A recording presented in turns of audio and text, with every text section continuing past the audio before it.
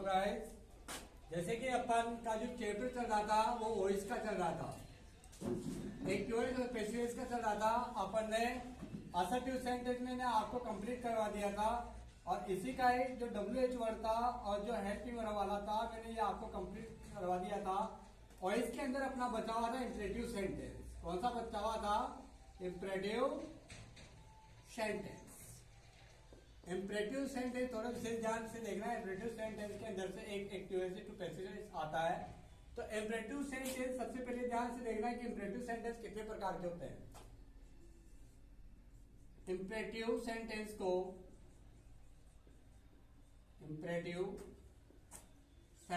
को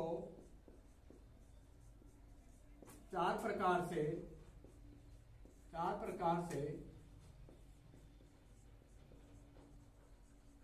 प्रारंभ किया जा सकता है।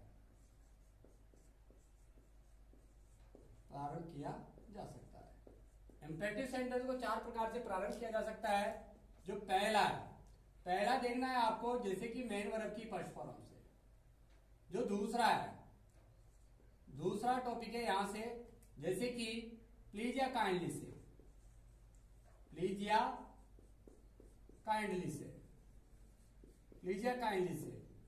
जो तीसरा है डू नॉट से। और जो चौथा है लेट से। कौन सा? लेट से। तो गाइस आपको थोड़ा बहुत से ध्यान देखना है आपको, जैसे कि इंपरेटिव का जो सेंटेंस है, इंपरेटिव सेंटेंस को चार प्रकार से प्रारंभ किया जा सकता है। पहला है मेन वर्ब की फर्स्ट फॉर्म से, दूसरा है प्लीज या काइंडली से, तीसरा है डू नॉट से, तीसरा है लेट से। सबसे पहले जो आपका जो टॉपिक होगा वो कौन सा होगा? मेन वर्ब की फर्स्ट फॉर्म से। पहला मैं आपको जो पॉइंट पढ़ा रहा हूं वो कौन सा पढ़ा रहा हूं? मेन वर्ब की फर्स्ट फॉर्म से। थोड़ा ही ध्यान से देखना है कि मेन वर्ब जो एक्टिव वॉइस होता है, यदि अगर वाक्य अगर मेन वर्ब की फर्स्ट फॉर्म से प्रारंभ हो जाता है तो उसका पैसिव वॉइस कैसे बनाया जाता है, ध्यान से देखना है। तो मैं इसके रूल्स लिखवा रहा हूं। यदि एक्टिव वॉइस का सेंटेंस मेन वर्ब की फर्स्ट फॉर्म से स्टार्ट हो जाए तो पैसिव वॉइस को लेट से स्टार्ट किया जाएगा। Rule number 1। Rule number 2, let के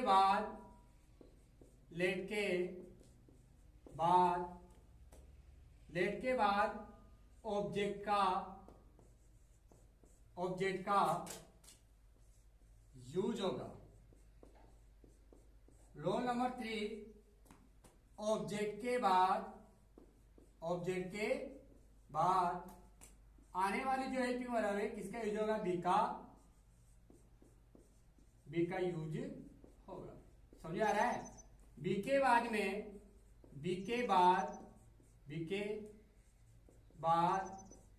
मेन वर्ब की थर्ड फॉर्म का यूज होगा। इसमें थोड़ा विशेष ध्यान से देखना है आपको। यदि अगर एक्टिव वॉइस का सेंटेंस मेन वर्ब की फर्स्ट फॉर्म से प्रारंभ हो जाता है तो जब उसका पैसिव वॉइस बनाते हैं तो इसके अंदर क्या होता है? मेन वर्ब की थर्ड फॉर्म के बाद इसमें किसका यूज नहीं होता है? बाय का यूज नहीं होता है। जिस तरह जैसे कि मैंने आपको बताया था, जो सेंटेंस होते हैं, सेंटेंस कितने प्रकार के होते हैं? 5 प्रकार के। कौन कौन सा? एक होता है जैसे कि असर्टिव, जो मैंने आपको बता रखा है। और असर्टिव को अपन अफर्मेटिव बोल सकते हैं, असर्टिव को हम अफर्मेटिव बोल सकते हैं, अफर्मेटिव को हम पॉजिटिव भी बोल सकते हैं। और जो असर्टिव के अंदर आता है तो असर्टिव के अंदर नेगेटिव भी इसी के अंदर ही आता है। जो दूसरा होता है वो होता है इंट्रोगेटिव का सेंटेंस। कौन सा होता है? इंट्रोगेटिव का सेंटेंस। इंट्रोगेटिव के सेंटेंस में इंट्रोगेटिव का नेगेटिव भी इसी के अंदर ही आता है। जो तीसरा होता है वो होता है इंपरेटिव सेंटेंस। कौन सा होता है? इंपरेटिव सेंटेंस, जो मैं प्रेजेंट टाइम पे आपको पढ़ा रहा हूं। यहां पर जैसे कि, और जो तीसरा होता है ऑप्टेटिव सेंटेंस। कौन सा होता है? Optative sentence. और जो चौथा होता है ये ऑपरेटिव सेंटेंस। जो पांचवा होता है एक्सक्लेमेटरी सेंटेंस। पहला असर्टिव सेंटेंस, दूसरा इंट्रोगेटिव सेंटेंस, तीसरा इंपेरेटिव सेंटेंस, चौथा ऑपरेटिव सेंटेंस, तीसरा एक्सक्लेमेटरी सेंटेंस। अब यहाँ पर जैसे कि यदि अगर मैं प्रेजेंट टाइम आपको पढ़ा रहा हूँ इंपेरेटिव सेंटेंस। इंपेरेटिव सेंटेंस को चार प्रकार से प्रारंभ किया जा सकता है। मेन वर्ब की फर्स्ट फॉर्म से, प्लीज या काइंडली से, डू नॉट से या लेट से। यहाँ पर मैंने मेन वर्ब की फर्स्ट फॉर्म वाला मैंने आपको रूल्स लिखा है। यदि एक्टिव वॉइस का सेंटेंस मेन वर्ब की फर्स्ट फॉर्म से स्टार्ट हो जाए तो पैसिव वॉइस को लेट से स्टार्ट किया जाएगा। लेट, दूसरा लेट के बाद ऑब्जेक्ट का यूज होगा और ऑब्जेक्ट के बाद बी का यूज होगा और बी के बाद मेन वर्ब की थर्ड फॉर्म का यूज होगा। यहाँ पर जो ए वी एफ का मीन्स होता है जैसे कि एक्टिवाइज से फॉर्मूला। जैसे कि मैंने यहाँ पर आपको एक पहले फॉर्मूला लिखवा देता हूं, वर्ब की फर्स्ट फॉर्म प्लस ये ऑब्जेक्ट, ठीक है। तो इसके बाद में मैंने आपको जैसे कि ये एवी का मीन्स होता है यानी कि एक्टिवाइज। क्या होता है?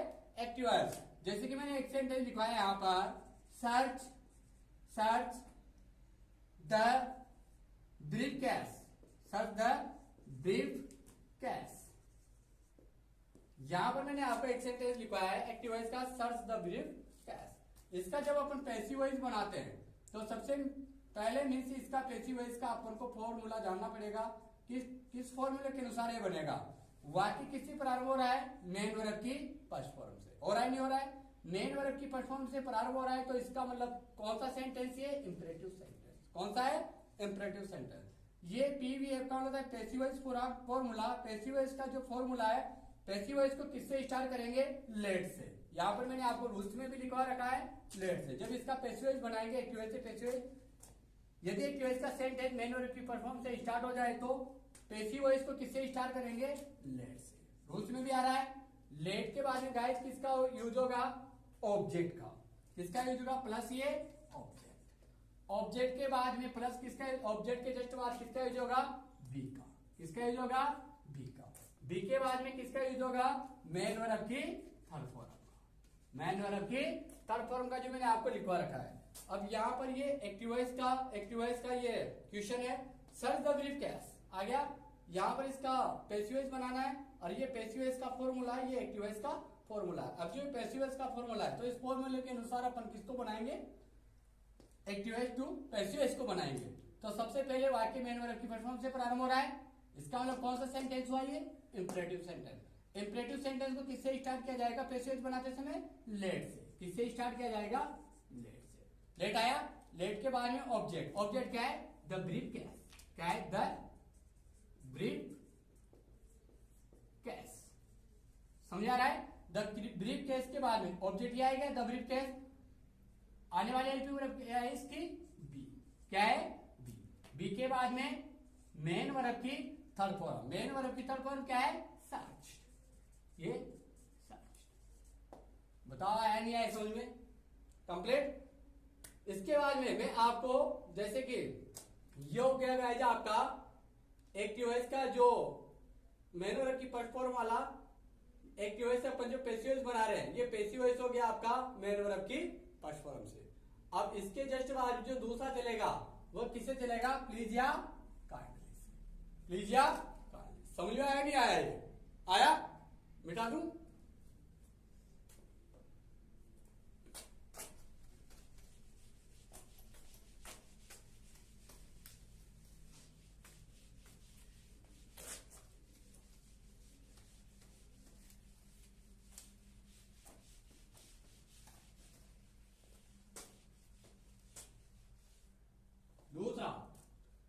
दूसरा है अपना जैसे कि डू नॉट से।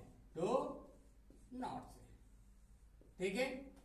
इसका रूल्स लिखना है, यदि एक्टिव वॉइस का सेंटेंस डू नॉट से स्टार्ट हो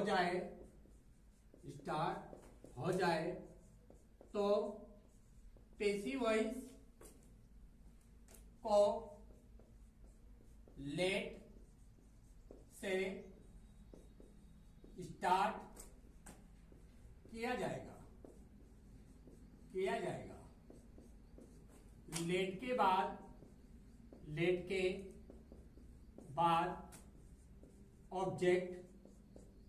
ऑब्जेक्ट का यूज होगा। ऑब्जेक्ट के बाद नेगेटिव नॉट का यूज होगा। समझा रहा है? नेगेटिव नॉट के बाद बी का यूज होगा। बी के बाद मेन वर्ब की थर्ड फॉर्म का यूज होगा। समझा रहा है?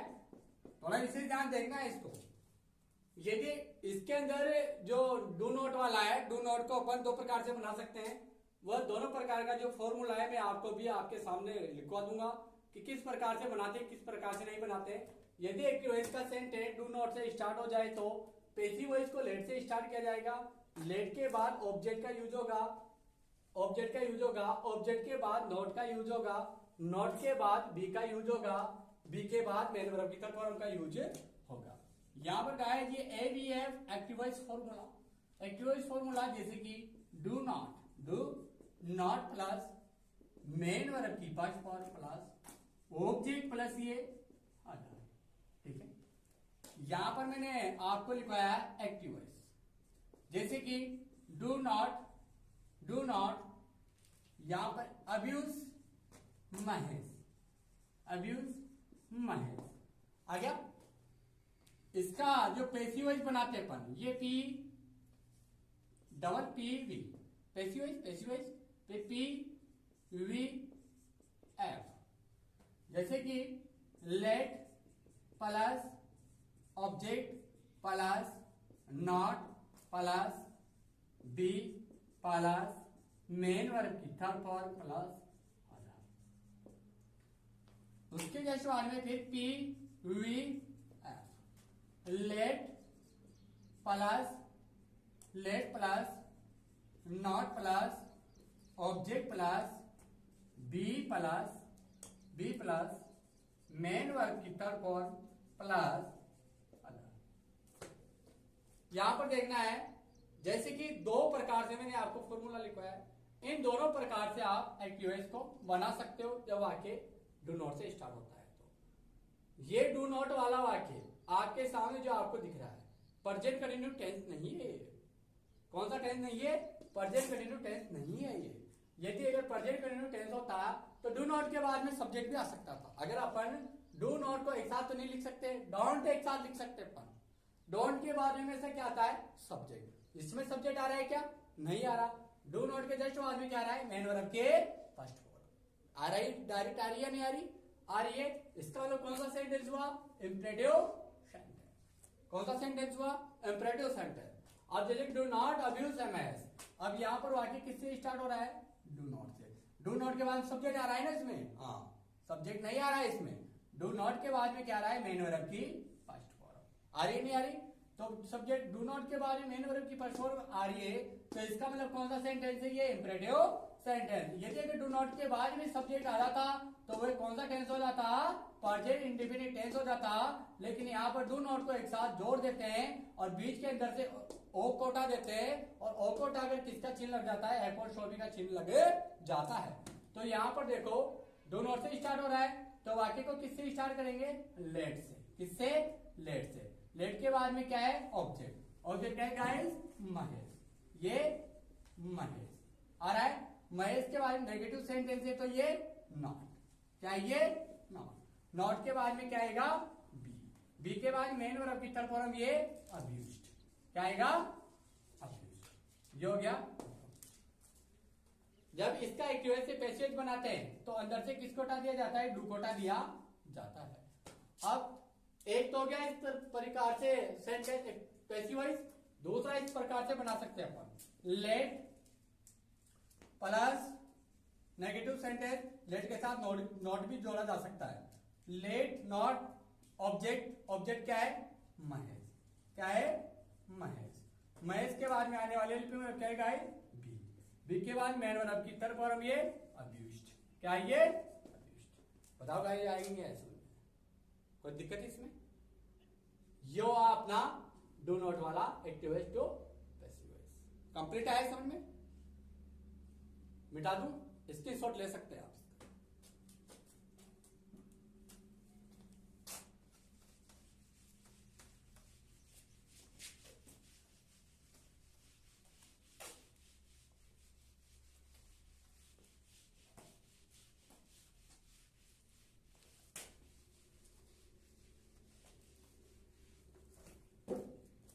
इसके बाद में प्लीज या काइंडली, प्लीज या काइंडली।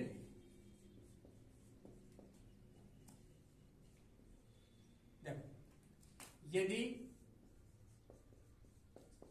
एक्टिव वॉइस का सेंटेंस प्लीज या काइंडली से स्टार्ट हो जाए तो पैसिव वॉइस बनाते टाइम प्लीज या काइंडली, प्लीज या काइंडली को हटा दिया जाएगा, हटा दिया जाएगा। इसमें दो प्रकार से पैसिव वॉइस बना सकते हैं, या you are requested to, you are ordered to, या यू आर एडवाइज टू। अगर पैसिव वॉइस बनाते टाइम प्लीज या काइंडली को हटा दिया जाएगा। और सेंटेंस को यू आर रिक्वेस्टेड टू या टू ऑर्डर्ड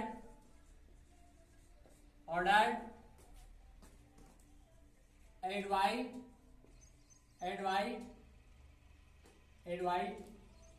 का यूज कर दिया जाएगा। बाकी active voice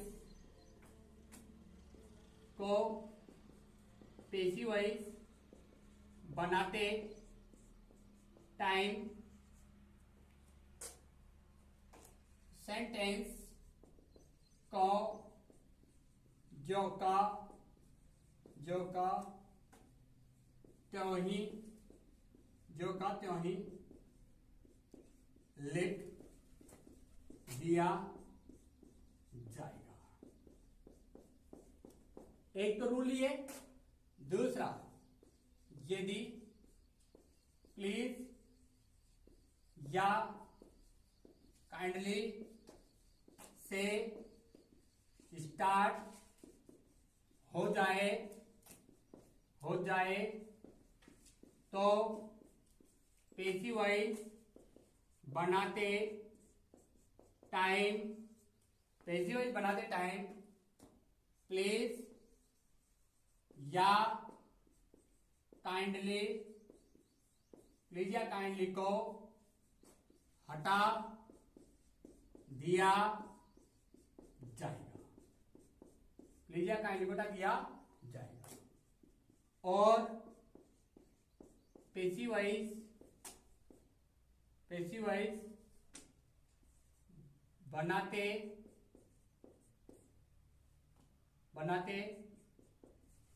time passive voice को दे शुड या वी शुड से स्टार्ट कर दिया। एक मिनट, सॉरी, वापिस मिटा रहा हूं मैं। प्लीज काइंडली को स्टार्ट हो जाए तो, और पैसिव बनाते टाइम पैसिव वॉइस को पैसिव वॉइस बनाते टाइम सबसे पहले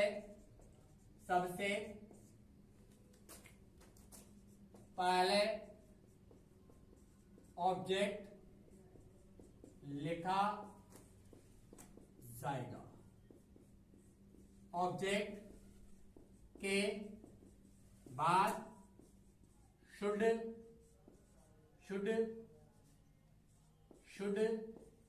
बी एवं शुड बी के बाद मेन वर्ब की थर्ड फॉर्म का यूज किया जाएगा। ये दो फॉर्मूले के दोनों रूल्स मैंने आपको लिखवाया। जो दो फॉर्मूला है, दोनों फॉर्मूले के रूल्स मैंने आपको लिखवाया। इनको किस तरह से बनाते हैं, किस तरीके से नहीं बनाते, थोड़ा विशेष ध्यान देना है। इसमें इजी भी है, तो थोड़ा प्लीज या काइंडली से अगर आपको डिफिकल्ट लगता है तो आप इस प्रकार से भी इसको कर सकते हो। जैसे कि यहां पर ये ए वी एफ, ठीक है गाइस, ए वी एफ मैंने यहां पर लिखा है आपको प्लीज या काइंडली प्लस मेन वर्ब की first form plus object plus ये अदर, ठीक है। यहां पर ये एक्टिव वॉइस जैसे कि please help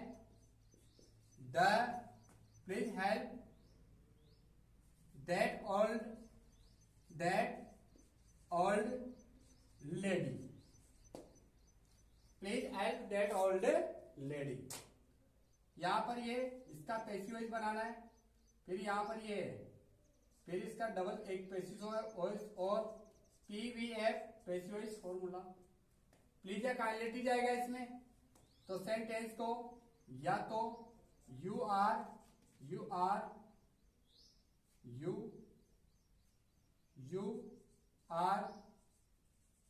requested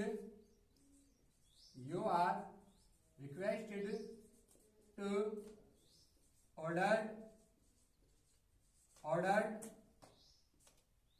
advised plus to आएगा इसमें। जैसे कि you are requested to, you are ordered to, you are advised to आ गया। वही मेन वर्ब की फर्स्ट फॉर्म प्लस वही ऑब्जेक्ट प्लस वही, दोनों चीजें यहां पर दोनों तरीके से अपन सेंटेंस को बना सकते हैं। एक तो फॉर्मूला ये हो गया, यहां पर एक फॉर्मूला में और लिखवा रहा हूं आपको, जो गाइस आपको थोड़ा विशेष ध्यान से देखना है। इसी का एक फॉर्मूला ये पी वी एफ, ध्यान से देखना है। जैसे कि object plus should be plus main verb की थर्ड फॉर्म प्लस ये दोनों formula. Please at that old lady, अभी सेंटेंस को please at that old lady, ये अधिकतर किसमें होता है, रिक्वेस्टेड में। किसमें होता है, रिक्वेस्टेड में। यदि अगर रिक्वेस्ट का भाव प्रकट हो रहा है सेंटेंस के अंदर, तो रिक्वेस्टेड का यूज होगा। ऑर्डर आदेश का हो रहा हो, एडवाइस सलाह का हो रहा हो, तो एडवाइस का यूज होगा। इसको सेंटेंस प्लीज या काइंडली बता देंगे अपन। सेंटेंस को यू आर रिक्वेस्टेड टू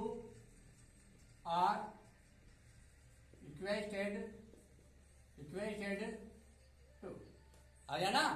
अब उसके बाद में प्लीज या काइंडली बता देंगे, बाकी सेंटेंस को ऐसा का ऐसा लिख दिया जाएगा।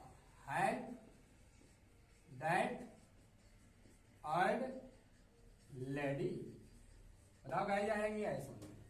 एक तो सेंटेंस को इस प्रकार से बना सकते हैं और दूसरा इस प्रकार से बना सकते हैं। सबसे पहले ऑब्जेक्ट क्या है, that old lady, that old lady. उसके बाद में शुड बी मेन वर्ब की थर्ड फॉर्म ये हेल्प। बताओ गाइड आया कि नहीं आया इसमें। दोनों तरीके से आप वाक्य को बना सकते हो। यदि एक्टिव वॉइस का सेंटेंस प्लीज या काइंडली से स्टार्ट हो जाए तो पैसिव वॉइस बनाते टाइम प्लीज या काइंडली को हटा दिया जाएगा और सेंटेंस को यू आर रिक्वेस्टेड टू या ऑर्डर टू या एडवाइस टू का यूज कर दिया जाएगा। बाकी एक्टिव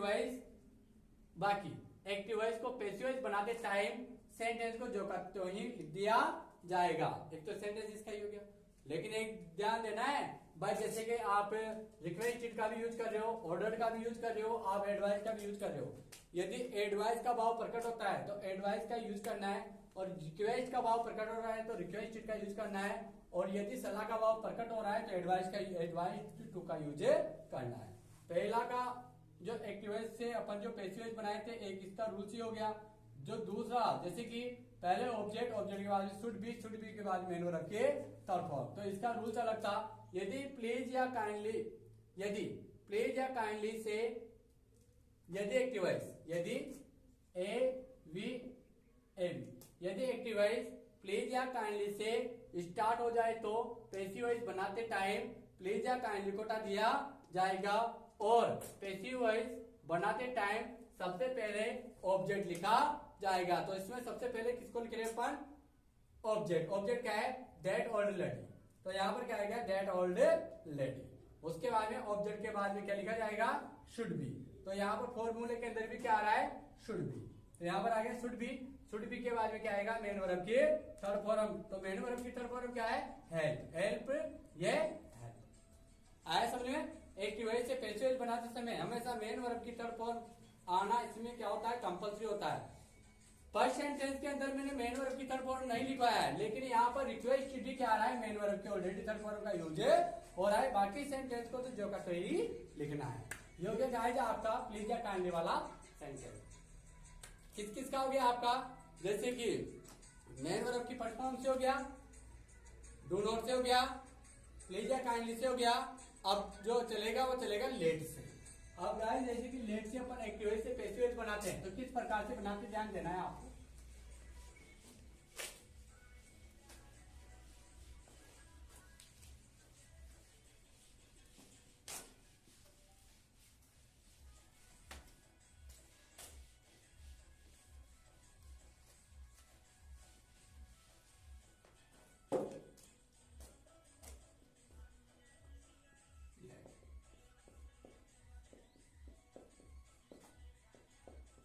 यदि एक्टिव वॉइस का सेंटेंस लेट से स्टार्ट हो जाए तो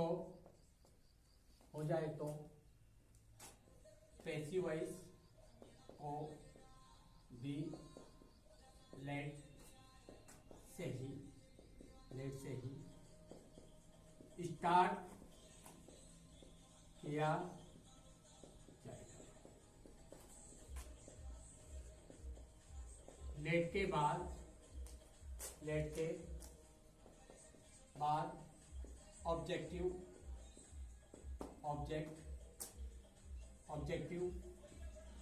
केस। लेट के बाद ऑब्जेक्ट एवं ऑब्जेक्ट के बाद मेन वर्ब की थर्ड फॉर्म एवं मेन वर्ब की थर्ड फॉर्म के बाद बाय एवं बाय के बाद जो लेट के साथ ऑब्जेक्टिव जो लेट के साथ ऑब्जेक्ट का यूज होगा उसका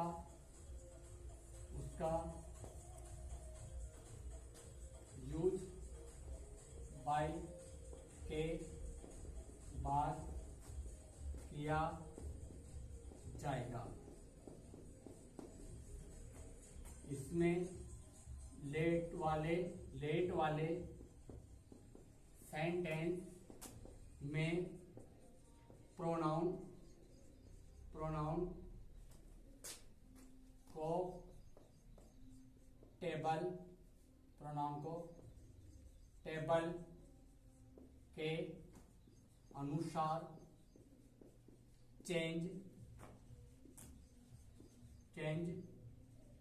नहीं किया जाएगा। देखना क्या है जिसमें यदि एक्टिव वॉइस का सेंटेंस लेट से स्टार्ट हो जाए तो पैसिव वॉइस को भी लेट से स्टार्ट किया जाएगा। लेट के बाद ऑब्जेक्ट एवं ऑब्जेक्ट के बाद मेन वर्ब की थर्ड फॉर्म एवं मेन वर्ब की थर्ड फॉर्म के बाद इसमें एक चीज रह गई यार, लेट के बाद ऑब्जेक्ट एवं ऑब्जेक्ट के बाद बी, ऑब्जेक्ट के बाद बी एवं बी के बाद, ठीक है ना। एक टॉपिक रहेगा इसमें, यदि एक्टिव वॉइस का सेंटेंस लेट से स्टार्ट हो जाए तो पैसिव वॉइस को भी लेट से स्टार्ट किया जाएगा। लेट के बाद ऑब्जेक्ट एवं ऑब्जेक्ट के बाद बी एवं बी के बाद मेन वर्ब की थर्ड फॉर्म एवं मेन वर्ब की थर्ड फॉर्म के बाद बाय एवं बाय के बाद जो लेट के साथ ऑब्जेक्ट का यूज होगा उसका यूज बाय के बाद किया जाएगा। लेट वाले सेंटेंस में प्रोनाउन को टेबल के अनुसार चेंज नहीं किया जाएगा। जैसे कि मैंने आपको प्रोनाउन के टेबल बताया था उसके अनुसार इसको चेंज नहीं किया जाएगा। ये रूल्स में जब अपन लिखते हैं तो थोड़ा बहुत हो जाता है ना। इसलिए जैसे अपन बी का यूज भूल गया था, अपन वाक्य बनाते हैं तो बिल्कुल करेक्ट होता, फॉर्मूला लिखते हैं तो बिल्कुल करेक्ट होता, लेकिन लिखने में तो कुछ बिग मिस्टेक हो जाती है, तो मैंने आपको वापस इसको यहाँ पर राइट करवा दिया, ठीक है ना। ऐसा मत सोचना देखते हुए भाई सर ये रॉन्ग हो गया, हो जाता है, देखते हुए हो जाता है ना। अब इधर देखो, इधर जैसे कि अपन ए बी यहां पर आ गया लेट प्लस, अब मैं यहां पर लिखता हूं ऑब्जेक्ट, लेकिन यहां पर दे दिया मैंने एक तरह से सब्जेक्ट। कैसे समझना है, बस इसको समझने के अकॉर्डिंग मैं आपको बता रहा हूं। लेट ऑब्जेक्ट यहां पर दे दिया मैंने आपको मेन वर्ब की फर्स्ट फॉर्म, यहां पर दे दिया वापिस मैंने ऑब्जेक्ट। कैसे, जैसे कि यहां पर एक डिवाइस मैंने लिखा, यहां पर मैंने लिखा लेट हिम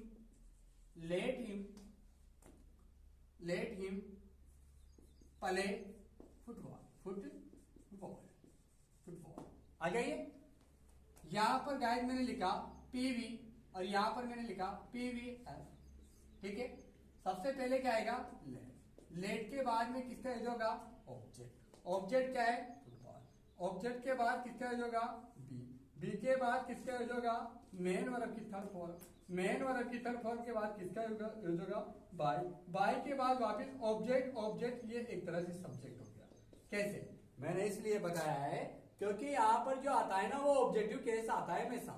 जो लेट के साथ में जो प्रयोग होता है ना, तो लेट शी कभी भी नहीं आता है, लेट ही कभी भी नहीं आता है, लेट आई कभी भी नहीं आता है, लेट वी कभी भी नहीं आता है और लेट दे कभी भी नहीं आता है। इसके अंदर जैसे कि मैंने आपको बताया था गाइस, ये यहां पर तो आ गया मैंने सब्जेक्टिव केस, यहां पर बताया गाइस मैंने ऑब्जेक्टिव केस, बताया नहीं बताया। यहां पर लिखा मैंने आई, यहां पर लिखा मैंने वी, यहां पर लिखा मैंने यू और यहां पर लिखा मैंने दे, यहां पर लिखा मैंने ही, यहां पर लिखा मैंने सी या इट। अब आई का मी, अस, यू का यू, दे का देम, ही का हिम, सी का हम, ये लिखा ना। अब यहां पर जो ऑब्जेक्टिव केस है लेट, इनका यूज किसके साथ होता है लेट के साथ, लेट के साथ किसका यूज हो रहा है इनका ऑब्जेक्टिव केस। हुआ नहीं हुआ, तो एक तरह से यहां तो अपने लिए तो ये सब्जेक्ट हो गया ना, हुआ नहीं हुआ। तो अपन जब पैसिव वॉइस बनाएंगे तो अपन मानते हुए चलेंगे कि भाई अपनी तरफ से तो ये सब्जेक्ट है, ये ना। तो इसलिए मैंने यहां पर डबल लिखा है ऑब्जेक्ट, एक तरह से अपन सब्जेक्ट मान लेते हैं, ठीक है। अब यहां पर सबसे पहले वाक्य किससे होगा लेट से, किससे होगा लेट से। मैंने रूल्स में लिखवाया था कि लेट के साथ जो ऑब्जेक्ट आता है, जो सब्जेक्ट आता है, जो वर्ड आता है, यहां पर लेट के साथ ऑब्जेक्ट का यूज होगा, उसका यूज बाय के बाद किया जाएगा। अब यहां पर देखिए मेन वर्ब की तरफ होने के बाद बाय एवं बाय के बाद जो लेट के साथ, अब बाय के बाद जो लेट के साथ क्या रहा है अब जब इसका पैसिव वॉइस बनाएंगे तो टेंस टेबल के अनुसार इसको चेंज नहीं किया जाएगा। ऐसा नहीं भाई हिम सर ही में बदल गया, शी यहाँ पर हर शी में बदल गया, यहाँ पर मी ओ तो मी किस में बदल गया, आई में बदल गया, ऐसा नहीं होगा गाइस। यहाँ पर लेट के बाद में क्या आएगा, ऑब्जेक्ट। ऑब्जेक्ट क्या है, ये फुटबॉल, ये फुटबॉल आ गया। फुटबॉल के बाद में क्या आएगा गाइस, बी के बाद मेन वर्ब की थर्ड फॉर्म, मेन वर्ब की थर्ड फॉर्म। थर्ड फॉर्म का क्या है गाइस, ये आया नहीं आया। प्लेट के बाद में ये बाय, बाय के बाद ऑब्जेक्ट तो ये क्या गया ना। अब यहां पर लिखा मैंने जैसे कि active voice let me teach English, ठीक है। अब जब इसका पैसिव बनाते हैं अपन, वही लेट के साथ मी आ रहा है, ऑब्जेक्टिव के साथ है ना मी, लेट के साथ हमेशा इनका ही प्रयोग होता है। तो यहां पर आगे गाइस ये लेट के बाद में फॉर्मूला देखो, लेट के बाद में ऑब्जेक्ट, ऑब्जेक्ट क्या है, इंग्लिश। लेट अकेला नहीं रहेगा इसमें, लेट अकेला नहीं रहेगा, लेट के साथ में ऑब्जेक्टिव केस का प्रयोग तो होगा ही होगा। लेट इंग्लिश, इंग्लिश के बाद में क्या आएगा गाइस, क्या आएगा, बी के बाद में मेन वर्ब की थर्ड फॉर्म ये थॉट, थॉट के बाद में वही बाय, बाय के बाद में क्या आएगा गाइस, मी आई में बदलेगा ना, हाँ नहीं मी नहीं बदलता है, हाँ मत करो, मी नहीं बदलता है, मी किस में रहता है, मी में ही रहता है। ये हो गया गाइस आपका आज वॉइस का चैप्टर खत्म। कल अपन पढ़ाएंगे कंजक्शन, क्या पढ़ाएंगे, कंजक्शन। रिपोर्टेड स्पीच बाद में पढ़ाएंगे, कंजक्शन के बाद अपन पढ़ाएंगे रिलेटिव प्रोनाउन। परीक्षा से पहले अपन को हर चीज खत्म करना है, थोड़ा इसे ध्यान से देखना है। ये हो गया गाइस अपना खत्म हो चुका है वॉइस का चैप्टर। और जैसे कि जो कल का जो चैप्टर होगा वो कंजक्शन का होगा। समझ में आया तो गाइस अपना जो ये जो टॉपिक आपको जो जहां पर जो चीज समझ में नहीं आए कमेंट में आप दे सकते हैं, बता सकते हैं।